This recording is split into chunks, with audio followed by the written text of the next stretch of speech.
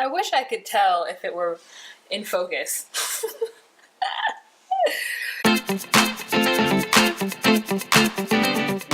Okay, hey guys, how are you today? Today I went to see Top 5, written by and starring Chris Rock. I don't know if you guys are Chris Rock fans. Like I said, I'm a fan of Chris Rock as a writer and as a comedian, but I'm not a fan of him as an actor, and whenever I see him in movies, I kind of feel like it takes away from the movie. Because I'm distracted by his, like, some actory things that he does weird. How sometimes he doesn't look at the person that he's talking to. He looks over them. Sorry, I just have to reapply. I mean, this is a beauty channel. Like, I'm allowed to put on makeup while I'm talking about things.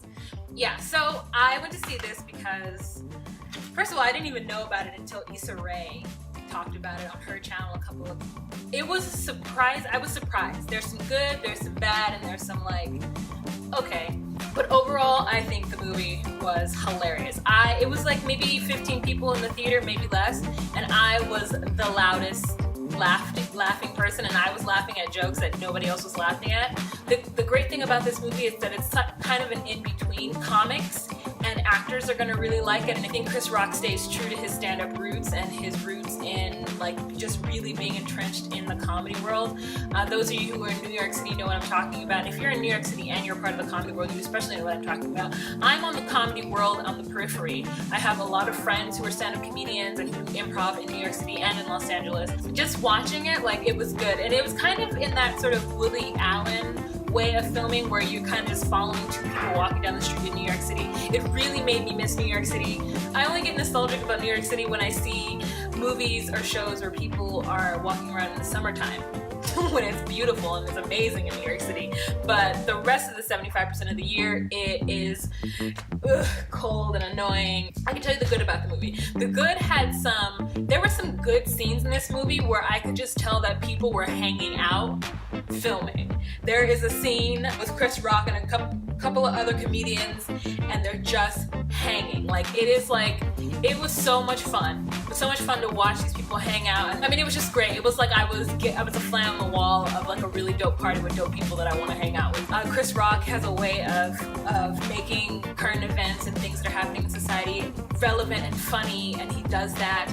Rosario Dawson is really good in it. There were a couple of scenes in it where I didn't know that character was Chris Rock.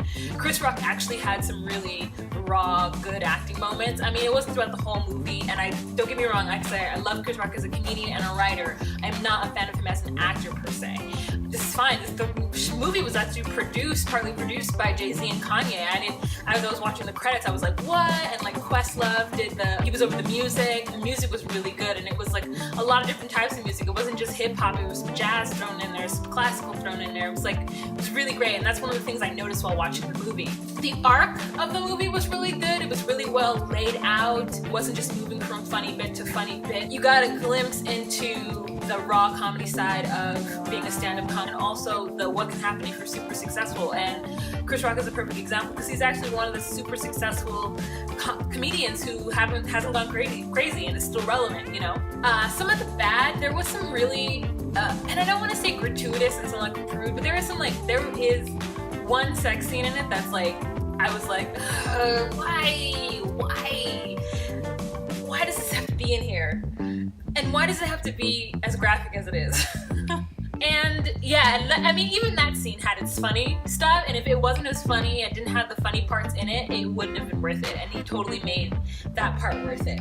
As far as adding to the bad, there is a little bit of like objectifying of women, especially bigger women.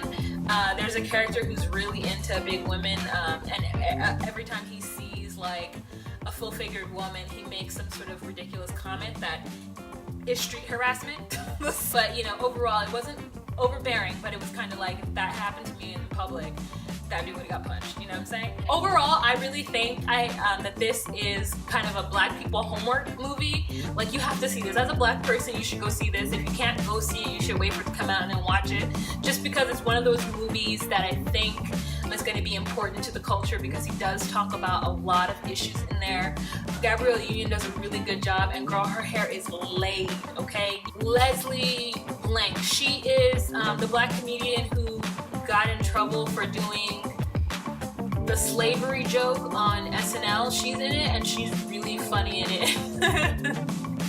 She's Leslie Jones, maybe that's her last name, Leslie Jones. Look out for Leslie Jones, guys. Like, she's gonna be in a lot of stuff. It's a good movie. Definitely Black People Homework. Oh, and where I got Black People Homework from is I listened to this podcast called Denzel Washington is the greatest actor ever of all time, period. It is with W. Kamau Bell and Kevin Avery. They talk about Denzel Washington movies, and in one of their podcasts they talk about Black People Homework, which are movies that all Black people should see. Check this movie out. I definitely am going to add that to the list of Black People Homework. I hope you guys have a fantastic weekend. I'm going to try to get this video up. If you don't get to see it this weekend, then go see it next weekend. It's smart, and that's the most important thing. I hope you guys have a fantastic day, and if you have any questions, please let me know. All right, bye.